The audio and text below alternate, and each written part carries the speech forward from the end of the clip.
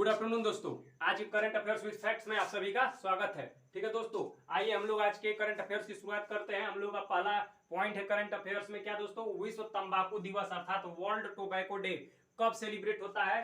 तो सेलिब्रेट किया जाता है दोस्तों 31 मई को सेलिब्रेट किया जाता है। कब? 31 मई को सेलिब्रेट किया जाता है। और अगर पूछे कि इसकी थीम क्या थी तो याद रखिएगा इसकी थीम थी टोबैको। क्या दोस्तों? Tobacco threat to our environment. क्या इसकी थीम क्या थी? Tobacco threat to our environment. World tobacco day से इससे ज्यादा कुछ नहीं पूछेगा। पहले आपसे पूछेगा कि वर्ल्ड टोबैको डे कब मनाया जाता है अर्थात विश्व तंबाकू दिवस कब मनाया जाता है, तो आप बोलेंगे 31 मई को मनाया जाता है। अगर आपसे पूछे कि इसकी थीम क्या थी तो tobacco threat to our environment. क्या दोस्तों? Tobacco threat to our environment. ठीक है दोस्तों, ये हम लोग की करंट अफेयर्स की पहली न्यूज रही। आइए अब दूसरे न्यूज की तरफ चलते हैं। क्या? अमेरिका। ठीक है दोस्तों, देखते हैं कि अमेरिका जो है दोस्तों वह न्यूज में क्यों है। ठीक है, आइए देखते हैं।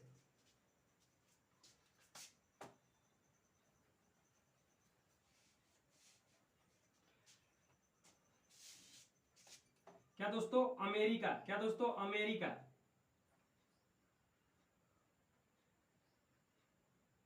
अमेरिका याद रखिएगा दोस्तों, यह नॉर्थ अमेरिका कॉन्टिनेंट में है।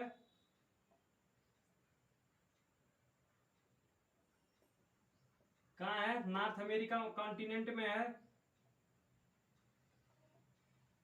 वर्ल्ड पावर है क्योंकि इसकी करेंसी डॉलर हर जगह मान्य मान्य होती है। देखिए दोस्तों, डॉलर का जो मान होता है वह ऐसा नहीं है कि हर देश में अधिक होता है। जैसे इससे अधिक जो होता है दोस्तों की सेंट्रल एशिया कंट्री के जो होता है दोस्तों वो दिनार उनार चल रहे हैं या फिर यूरो है। इससे करेंसी में जो होता है उनकी मुद्रा जो होता है वो इनसे अधिक है। अर्थात इसकी $1 की वैल्यू 84-85 यूरो होती है। ठीक है दोस्तों, मतलब यूरो की वैल्यू डॉलर से अधिक है। परंतु डॉलर यह दर्शाता है कि पूरे दुनिया में किसका वर्चस्व है? अमेरिका का वर्चस्व है। और यह आप जानकर खुशी होगी कि अमेरिका इस समय क्या इंडिया के पीछे भाग रहा है। ठीक है, क्योंकि उसे पता है कि इंडिया आगे चलकर जो होता है विश्व का सबसे बेहतरीन और बहुत बड़ा विश्व हब होने वाला है। ठीक है, तो यह किसके पीछे भाग रहा है? भारत के पीछे भाग रहा है। इसी के कारण से यार दोस्तों ये याद रखिएगा कि 2021 और 22 में भारत का सबसे बड़ा साझेदार देश, ठीक है दोस्तों, सबसे बड़ा साझेदार देश कौन हुआ है? अमेरिका। याद रखिएगा 2021-22 में भारत का सबसे बड़ा व्यापारिक साझेदार देश बना। कौन? अमेरिका बना है 2021-22 में। आपसे पूछेगा करंट अफेयर्स में, क्या पूछेगा कि 2021-22 में भारत का सबसे बड़ा साझेदार देश कौन सा है, तो याद रखिएगा वह अमेरिका है। क्या दोस्तों? अमेरिका है। और इसको किसने इसको अच्छा, अमेरिका ने किसको पीछे छोड़ा है? चाइना को। क्योंकि इससे पहले हम लोगों का क्या दोस्तों, इससे पहले हम लोगों का सबसे बड़ा व्यापारिक भागीदार देश कौन हुआ करता था? चाइना। ठीक है, अब कौन हो रहा है दोस्तों? अमेरिका हो रहा है। तो इससे भारत की बढ़ती हुई जो होता है अर्थव्यवस्था और पावर का हमें पता चलता है। ये हम लोग की रही दूसरी करंट अफेयर्स की न्यूज। अमेरिका जो कि नॉर्थ अमेरिका कॉन्टिनेंट में पाया जाता है। ठीक है दोस्तों, 7 कॉन्टिनेंट होते हैं, 7 महाद्वीप हैं। कौन कौन से दोस्तों? देख लीजिए दोस्तों, सबसे बड़ा एशिया। ठीक है दोस्तों, फिर अफ्रीका, 2 हो गए, फिर Asia Africa, north America, south America. ठीक है दोस्तों, ठीक है, फिर यूरोप है। कौन है? फिर यूरोप है, फिर अंटार्कटिका है, और फिर कौन सा है? फिर कौन सा है दोस्तों? लास्ट में हम लोग का आता है क्या? ओशिनियाई, जिसे हम लोग ऑस्ट्रेलिया महाद्वीप कहते हैं। यह सबसे छोटा महाद्वीप है, याद रखिएगा। अंटार्कटिका है जो दोस्तों भी है, और सबसे छोटा कौन सा है? याद रखिएगा सबसे छोटा कौन सा है हम लोगों का? ऑस्ट्रेलिया महाद्वीप है। ठीक है दोस्तों, तो अमेरिका नॉर्थ अमेरिका कॉन्टिनेंट में विश्व पावर है, डॉलर इसकी करेंसी होती है। ठीक है, 2021-22 में भारत का सबसे बड़ा व्यापार साझेदार देश कौन बना है? अमेरिका बना है। किसको पीछे छोड़ा इसने? चाइना को पीछे छोड़ा है।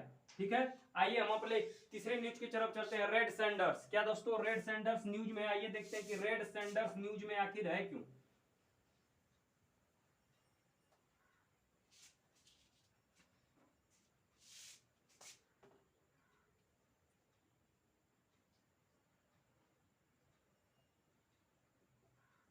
देखिए दोस्तों, ध्यान से देखिए दोस्तों, रेड सैंडर्स ये जो होता है यूपीएससी का अत्यंत ही प्रिय क्वेश्चन है। क्या रेड सेंजर्स पूछेगा कि यह आईयूसीएन की किस कैटेगरी में है, तो याद रखिएगा आईयूसीएन की इंडेंजर्ड कैटेगरी में है, इंडेंजर्ड कैटेगरी में है। ठीक है, आईयूसीएन की किस कैटेगरी में है, इंडेंजर्ड कैटेगरी में। आईयूसीएन की फुल फॉर्म पूछेगा तो फुल फॉर्म अगर पूछ दे कि आईयूसीएन का क्या होता है, तो इंटरनेशनल, क्या दोस्तों, international union of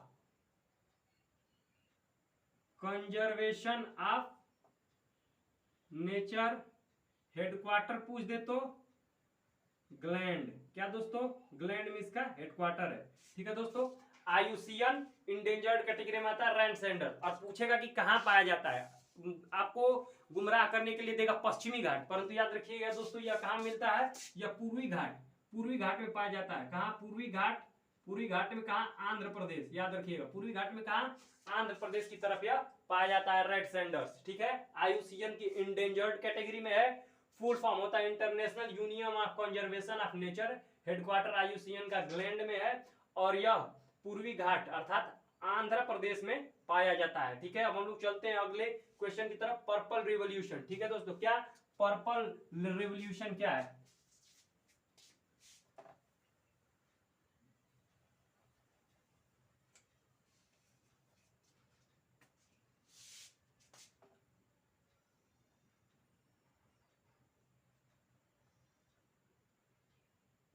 purple revolution अर्थात बैगनी क्रांति। अगर पूछे कि कहां से शुरुआत हुई थी, ठीक है दोस्तों, देखिए अगर पर्पल रेवोल्यूशन पूछे कि इसका उद्देश्य क्या है, तो याद रखिएगा जो सुगंधित पौधे हैं उनकी खेती करने के लिए, ठीक है, प्रोत्साहित देने के लिए, इस जो सुगंधित पौधे हैं, जैसे लेवेंडर, लेवेंडर क्या है, जम्मू कश्मीर में पाया जाने वाला एक सुगंधित पौधा है। क्या लेवेंडर, लेवेंडर क्या है, इसका मुख्य उद्देश्य क्या था दोस्तों, कि लेवेंडर के पौधों की खेती को विकसित करना। क्या,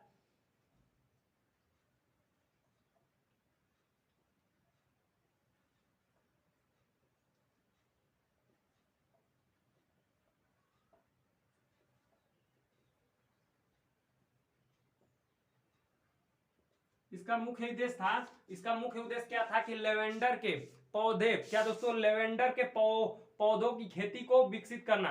अगर पूछे कि पर्पल रेवोल्यूशन कहां शुरू हुआ था, तो जम्मू और कश्मीर में। कहां शुरू हुआ था, जम्मू और कश्मीर में। आपसे ये भी पूछ सकता है क्या कि जो लेवेंडर है, क्या दोस्तों, लेवेंडर, लेवेंडर फेस्टिवल कहां सेलिब्रेट होता है, लेवेंडर फेस्टिवल कहां सेलिब्रेट होता है। अगर आपसे पूछे कि लेवेंडर फेस्टिवल कहां सेलिब्रेट होता है, तो याद रखिएगा जम्मू कश्मीर में ही सेलिब्रेट होता है। ये भी आपको याद रखना है। अर्थात बैगनी क्रांति, बैगनी क्रांति का मुख्य उद्देश्य यह था कि जो सुगंधित पौधे हैं उन लोगों को, तो उनकी खेती को क्या होता है दोस्तों, कि विकसित करना, अर्थात उन लोगों को मतलब खेती को और अधिक बढ़ाना। ठीक है, इसके लिए क्या दोस्तों, लेवेंडर के लिए 2016 में अरोमा मिशन शुरू किया गया था, अरोमा मिशन। लेवेंडर पौधों की खेती के लिए अरोमा मिशन की शुरुआत कहां हुई थी, 2016 में करी गई थी। कब करी गई थी, याद रखिएगा 2016 में। अगर पूछे कि पर्पल रेवोल्यूशन किसके द्वारा शुरू किया गया था, तो CSIR अरोमा मिशन के तहत। ठीक है, पर्पल रेवोल्यूशन किसके तहत शुरू किया गया था, तो CSIR अरोमा मिशन के तहत, अरोमा मिशन के तहत, याद रखिएगा CSIR और अरोमा मिशन के तहत पर्पल रिवॉल्यूशन की शुरुआत हुई थी। लेवेंडर क्या होता है, एक सुगंधित पौधा होता है। इसका मुख्य उद्देश्य सुगंधित पौधों की खेती को अत्यधिक करने के लिए इसकी शुरुआत की गई थी। ठीक है, लेवेंडर फेस्टिवल कहां सेलिब्रेट होता है, जम्मू और कश्मीर में शुरू किया जाता है, मतलब होता है। और लेवेंडर 2016 में अरोमा मिशन के तहत इसकी शुरुआत करी गई है लेवेंडर की, ये भी आप लोगों को याद रखना है। तो ये है पर्पल रेवोल्यूशन। पर्पल रेवोल्यूशन पूछेगा कहां शुरुआत की, जम्मू कश्मीर में। किस लिए शुरुआत की गई, तो लेवेंडर जो कि सुगंधित पौधों की खेती को प्रोत्साहित अर्थात बढ़ोतरी के लिए शुरू की गई थी। ठीक है, लेवेंडर फेस्टिवल जम्मू कश्मीर में 2016 में अरोमा मिशन के तहत इसकी शुरुआत की गई थी। पर्पल रेवोल्यूशन, लेवेंडर पूछे तो अरोमा मिशन के तहत, और पर्पल रेवोल्यूशन पूछे तो CSIR अरोमा मिशन के तहत इसकी शुरुआत करी गई रही। आइए दोस्तों अगले न्यूज की तरफ चलते हैं। क्या, नेशनल अचीवमेंट सर्वे, क्या? नेशनल अचीवमेंट सर्वे।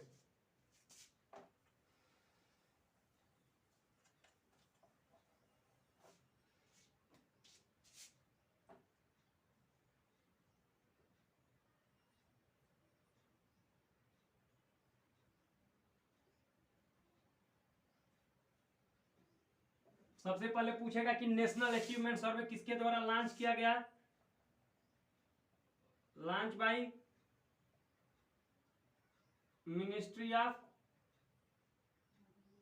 एजुकेशन। अगर पूछे किसके पास है? धर्मेंद्र प्रधान के पास है। धर्मेंद्र प्रधान के पास है। मिनिस्ट्री ऑफ एजुकेशन किसके पास है? धर्मेंद्र प्रधान के पास है।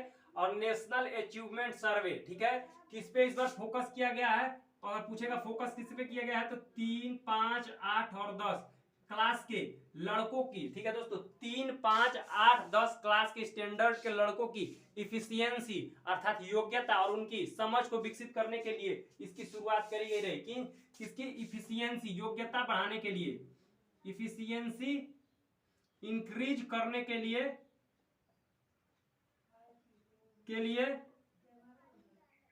इसकी क्या दोस्तों? इंक्रीज इन इफिशियंसी बढ़ाने के लिए इसका मुख्य उद्देश्य क्या है? 3, 5, 8, 10 के लड़कों को समझ विकसित करना, उनकी योग्यता को बढ़ाना, ठीक है।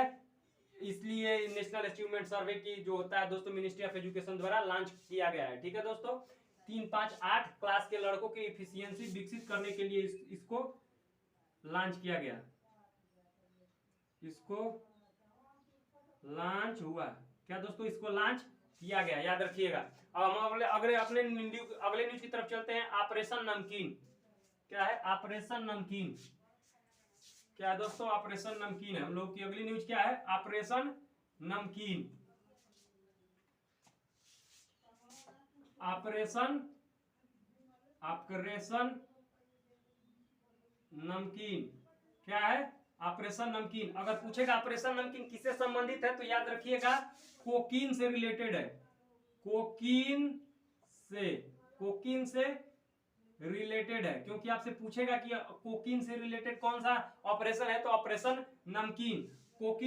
कोकीन जो होता है दोस्तों 52 केजी कोकीन। क्या दोस्तों? 52 केजी कोकीन पकड़ा गया है। कहां? मुंद्रा पोर्ट पर। मुंद्रा पोर्ट कहां है? तो गुजरात में है, याद रखिएगा। कोकीन 52 केजी कोकीन पकड़ा गया है मुंद्रा पोर्ट पर। और मुंद्रा पोर्ट कहां है? गुजरात में है। मुंद्रा पोर्ट कहां है? गुजरात में है, याद रखिए। गुजरात भारत का सबसे वेस्टर्न स्टेट है। वेस्टर्न स्टेट है। क्या? वेस्टर्न स्टेट है। अगर पूछेगा कि भारत का सबसे पश्चिमी बिंदु क्या है, तो सरक्रीक। सबसे पश्चिमी बिंदु पूछे, सबसे पश्चिमी बिंदु, क्या सबसे पश्चिमी बिंदु पूछे, तो अगर पूछे कि सबसे पश्चिमी बिंदु क्या है, तो याद रखिएगा सरक्रीक। सरक्रीक, या इसी को सरस्वता भी कहा जाता है। इसी को सरस्वता भी कहा जाता है। याद रखिएगा कि ऑपरेशन नमकीन कोकीन से रिलेटेड है। अभी 52 किलो कोकीन पकड़ी गई है मुंद्रा पोर्ट पर। आपसे पूछेगा, पक्का पूछता है कि मुंद्रा पोर्ट कहां है, कांडला पोर्ट कहां है। ये भी गुजरात में है, मुंद्रा पोर्ट भी गुजरात में है, याद रखिएगा। मुंद्रा पोर्ट भी गुजरात में है। और भारत का सबसे पश्चिमी स्टेट कौन सा है? गुजरात ही है। सबसे पश्चिमी बिंदु कौन सा है? सरक्रीक है। गुजरात में स्टेच्यू ऑफ यूनिटी है, जो कि नर्मदा नदी के किनारे बसा हुआ है। किस जिले में है? तो केवड़िया में है। स्टेच्यू ऑफ यूनिटी किसकी है? तो सरदार वल्लभ भाई पटेल की है। सरदार वल्लभ भाई पटेल को क्या बोला जाता है? बिस्मार्क ऑफ इंडिया, ठीक है, ये आपको याद रखना है। बिस्मार्क ऑफ इंडिया भी बोला जाता है, ये आपको याद रखना है। सरदार वल्लभ भाई पटेल को लौह पुरुष भी कहा जाता है। वो भारत के प्रथम होम मिनिस्टर थे, अर्थात प्रथम गृह मंत्री थे। कौन? सरदार वल्लभ भाई पटेल, ठीक है दोस्तों। तो ये रही रिलेटेड न्यूज और फैक्ट्स। आइए हम अपने अगले न्यूज की तरफ चलते हैं। आईयूएफ लॉन्च किया गया है, तो देखते हैं कि आईयूएफ कहां लॉन्च किया गया है, ठीक है। आईयूएफ लॉन्च किया गया है, तो अभी देखते हैं कि आईयूएफ कहां लॉन्च करा गया है। आईयूएफ